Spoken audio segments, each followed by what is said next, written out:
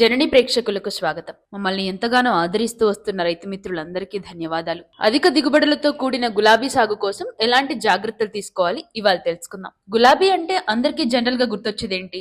పూజ దగ్గర వాడే పూలు, కొంతమందికి తలలో నిండుగా కనిపించే పూలు లాగాను, లేకపోతే ప్రేమకు చిహ్నంగానో కదా. ఇవాళ అంత మంచి గులాబీ సాగు రైతు అధికంగా దిగుబడులు పొందడానికి ఎలా పండించుకోవాలో తెలుసుకుందాం. గులాబీ మొక్కలు నాటుకోవడానికి అనువైన ఉష్ణోగ్రతలేంటి, అనువైన వాతావరణం ఏంటి, గులాబీ తోటలో అధిక దిగుబడులు పొందాలి అంటే ఎలాంటి సేంద్రియ ఎరువులు వాడితే మంచిది, మంచి రంగు మంచి సువాసనతో గులాబీ పూయాలి అంటే పామ్ గోల్డ్ ఎంతవరకు సహాయపడుతుంది, ధరణి శుద్ధి వాడడం వల్ల గులాబీ తోటలో అధికంగా దిగుబడులు పొందగలమా, ఇంకా నానో గోల్డ్ పాత్ర ఎంత, ఇలాంటి విషయాలన్నీ వాళ్ళు తెలుసుకుందాం. గులాబీ మొక్కల అభివృద్ధికి కీలకమైన అంశం ఉష్ణోగ్రత. గులాబీ మొక్కలు నాటుకోవడం కోసం పగటిపూట 20 నుంచి 25 డిగ్రీల సెల్సియస్ ఉష్ణోగ్రత మరియు రాత్రి సమయంలో 15 నుంచి 18 డిగ్రీల సెల్సియస్ ఉష్ణోగ్రత ఉన్న సమయంలో నాటుకోవాలి.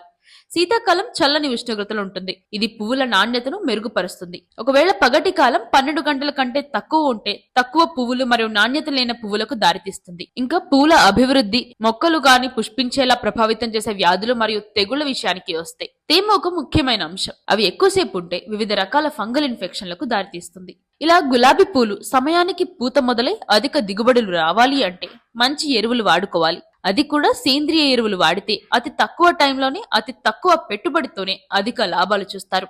సేంద్రియ ఎరువులు అంటే మహతి, ఎకోటెక్ వారి నానో గోల్డ్, పామ్ గోల్డ్, ధరణి శుద్ధి.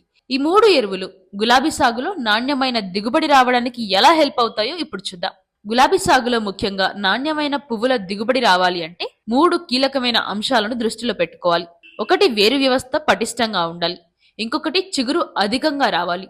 సరైన సమయంలో పూత రావడం, నాణ్యమైన పువ్వు రావడం అంటే పోషకాలన్నీ కరెక్ట్ గా ఉన్నప్పుడు మాత్రమే వస్తాయి. నాణ్యమైన పువ్వు అంటే మంచి రంగు మరియు మంచి సువాసన కూడా కలిగి ఉండాలి.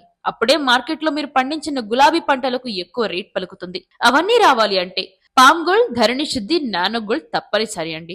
ఇక వేరు వ్యవస్థ పటిష్టంగా ఉండాలి. గులాబీ మొక్కలు ఏపుగా పెరగాలి, గుబురుగా పెరగాలి, మొక్క బలంగా నిలవాలి, భూమి గుల్లబారాలి, భూమి సారవంతం అవ్వాలి అంటే ధరణి శుద్ధి తప్పనిసరి. ఎందుకంటే భూమి ఎంత సారవంతంగా ఉండి సూర్యరశ్మి, గాలి, నీరు, వెలుతురు ఇవన్నీ ఎంతవరకు అయితే వేరు వ్యవస్థ అందుకోగలుగుతుంది అప్పుడే భూమి గుల్లబారి ఆకుల వరకు కూడా పోషకాలను సరఫరా చేయగలుగుతుంది.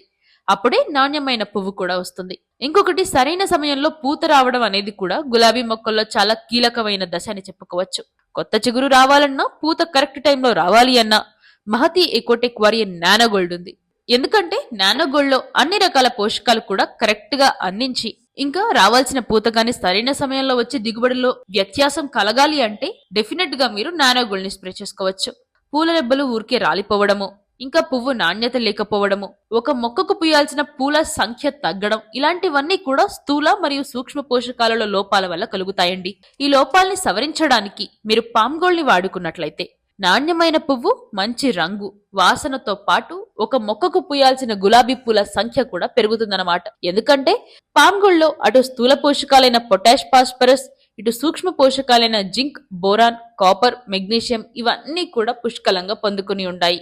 మీరు విన్నారు కదండి, ధరణి శుద్ధి, నానో గోల్డ్, పామ్ గోల్డ్ వల్ల గులాబీ పూల తోటల్లో అత్యధిక దిగుబడులను మీరు చూడవచ్చు. ఇంకెందుకు ఆలస్యం, వెంటనే వెళ్లి కింద ఇచ్చిన నెంబర్ని సంప్రదించండి, మీ ఆర్డర్ని ప్లేస్ చేసుకోండి.